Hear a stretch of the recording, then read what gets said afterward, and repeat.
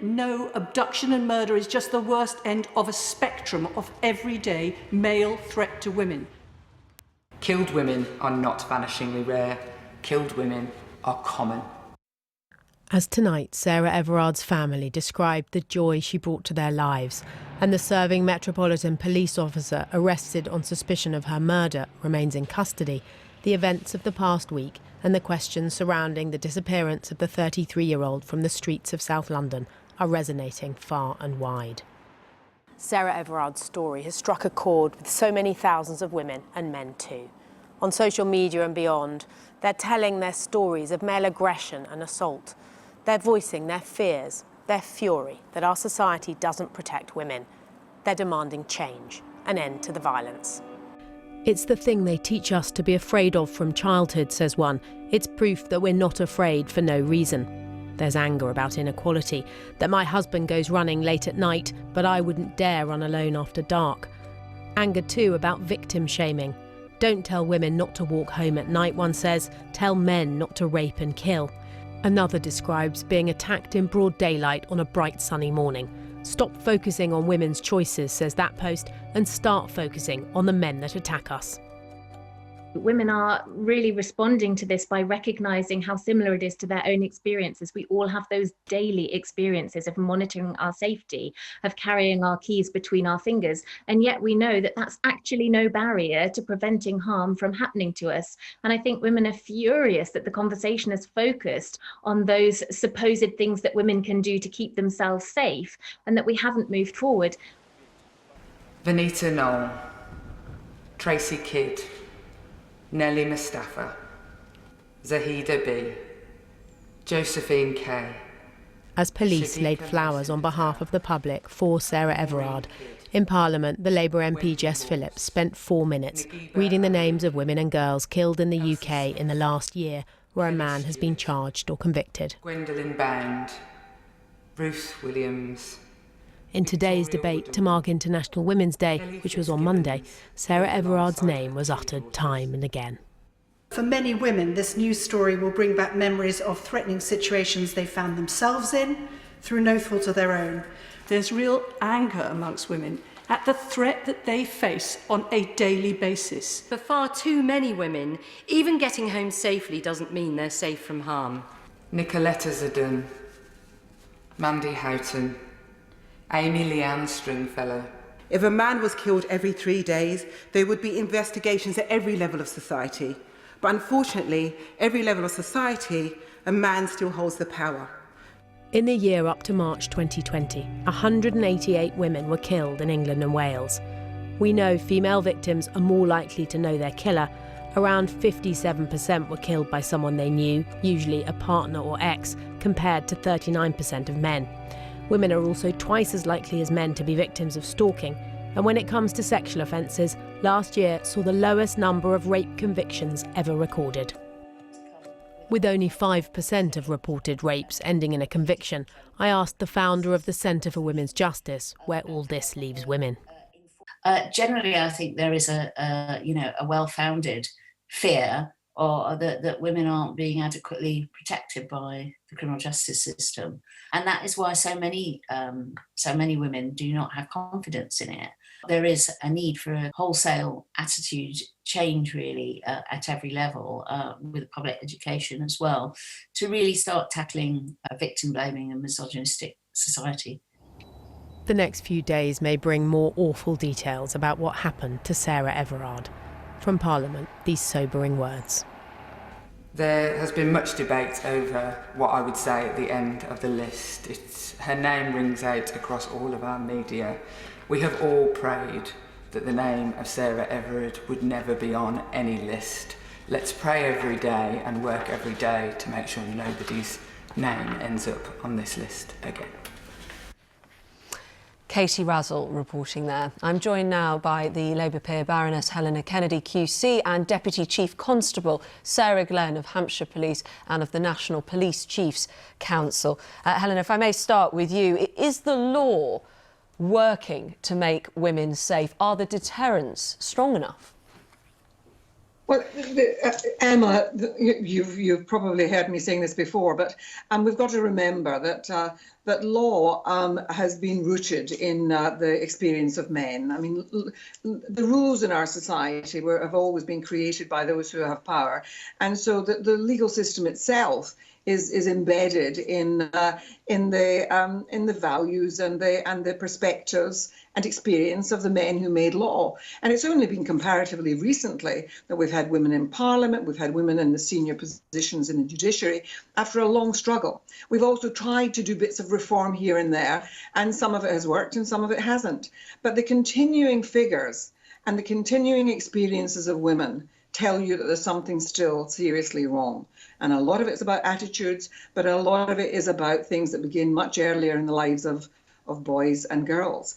And girls learn very early on that that they inhabit bodies that are vulnerable and that they have to self-protect and self-safeguard. And if they don't, they will be held responsible. You know, why are you out late at night? Why were you walking on the common? Why were you journeying home at a certain time of night? That sort of thing is always being placed before women. Do you think, if I could just put in there, do you think when we were just hearing those figures there, you know, 5% of reported rapes ending in conviction last year, the lowest that it's been, you know, do you think it's also part and parcel now that women think, I'm just not going to bother reporting? Even the lower level through to the higher level. What do you read of that? Because do you worry that those will put people off, put women off? Oh, absolutely. The figures put women off. They know the difficulties that they're going to have in getting a fair hearing. They don't feel listened to, and so they don't want to engage with that part of, you know, with that part of our society's sort of mechanisms. They really don't. And we heard, I mean, that we've just had in the last few days a number of reports being done. One by the UN in relation to UN Women UK, and it was a hugely depressing report on the numbers of women who said that they experienced, young women experiencing daily abuse, daily feelings of threat, and that they don't ever report it because they know that there's no point. And the same has come out of a YouGov thing recently, where they again spoke to women about their experiences, and women are still being confronted with this daily round of attrition, of horrible conduct, of being abused verbally, sometimes physically, and not feeling that they can get redress at all. Well, and it doesn't. Let's bring Sara into this, because she is part of what the redress should be. I wanted to start by asking you how the mood is in the police at the moment with the arrest of this officer. Thank you. First of all, I'd like to say that every single officer and staff member across the whole of the UK, our thoughts are very much with Sara's family and their friends and everything that they must be going through. We've absolutely heard Cressida Dick, the Commissioner of the Met, say how shocked the Met is, but every single officer and serving staff member in the UK is horrified by what they are hearing. And building on that and taking into account what Helena just said, if women aren't thinking that they will be able to redress lower level from, you know, verbal assault through to higher level, right up to rape, and, you know, other things that they are experiencing, what can you do as a police force to get that confidence? Firstly, I would say we absolutely hear the concerns of women. We see it, we respond to it on a daily basis. We want women to come forward and explain to us what they are experiencing. And I have to say, yes, I am also shocked by the appalling conviction rate in respect of rape. But the reports that we have of women coming forward, reporting to policing what they are experiencing, reporting the harassment, reporting the stalking, we are seeing increased reports. And we take that as a badge of honour of confidence of actually reporting it to us. We are trying really hard with regards to civil cases. It's not just the criminal case legal side that we're looking at. We're looking at how we can actually use prevention orders. We're looking at how we can share information with our communities to keep people safe. And I absolutely concur with the opening statements. This is not about victim blaming. This is about looking at who is actually targeting women in our society and focusing on them. Helena, what do you make of the police? Are they fit for purpose for women at the moment? Well, listen, a lot of, and we've just heard from one of the really fine women leaders in the police forces in this country, and there are 40 odd police forces, remember, so all of them are different, but a number of them are now led by women. And for example, in Nottingham, there's been a really interesting piece of work being done looking at misogynistic hate crime. And although it's not a crime, they're looking at the ways in which women experience daily, in the daily round, quotidian stuff, which really undermines their whole sense of safety, their whole, their sense of self and confidence. And it starts at that low level, but it actually is a continuum. And what they're doing in Nottingham, a force that's again led by a woman, is that they're really taking this seriously. They're trying to document it and to see whether changes in the law might be necessary. And there are lots of gaps in the law like that, where we really have to address what women are experiencing. It just sounds from what you're saying there that women are doing a lot of work. And I'm very conscious of the fact that we need to talk about men, and I'm going to talk to a man in a moment about men and masculinity. But I suppose, Helen, I know how long that you've been campaigning in this area. I don't want to put more work on women's plate, but do you think women can ever reclaim the streets, or has it got to completely shift now where the focus is? Oh, listen, I remember in the 70s when that was the campaign that we had to reclaim the night, and there were those demonstrations to make the streets safe for women. Well, it clearly hasn't worked. This has to move to men. This has to be that we direct our attentions to the conduct of men. And men, there are plenty of good, decent men, but they have to start calling out the bad stuff. The commenting, the way in which women are denigrated in the conversations that men have, the ways in which women are harassed and undermined, often in the workplace, but I mean even outside school gates apparently. So that we really have to get our men folk to start saying that they have a responsibility to start dealing with this behaviour in the people around them, because they often don't, and they let it go by, and it's left to women to have to confront this. And so. Good enough. It's not good enough. Sarah, just a word from you on men, and whether you think the men who are doing this feel that they would get in trouble when you've arrested men who've been reported to have, I don't know, verbally abused a woman or sexually harassed them. Give us an insight into the reaction that they have. I think some of the comments that have been made in your opening are really clear. How early people form views about what is healthy sexual behaviour. It starts really early around what people are actually looking at on the internet, what they see as acceptable. And actually, if you look at some of the research, I recently watched a documentary called Generation Porn. It was one of the most horrific things I've ever watched. Actually, what we are impregnating people with who actually go onto the internet is in order for sexual gratification, they pretty much look like rape scenes. So we need to look at, what is the imprinting in society early on.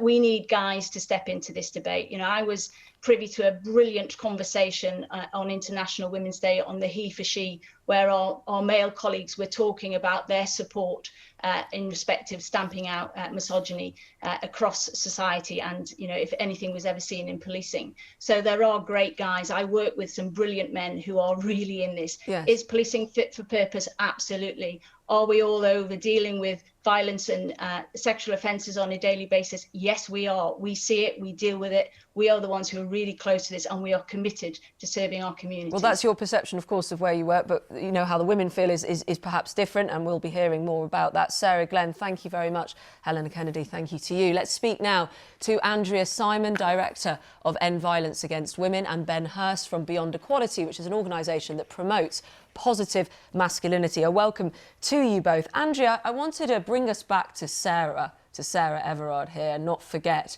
the woman at the heart of this. Why do you think this case has resonated so much? It's resonated because we all recognise that fear and anxiety about walking around and going about our daily lives, but knowing in the knowledge that violence that women face, from sexual harassment to domestic abuse to rape to murder, is ever present.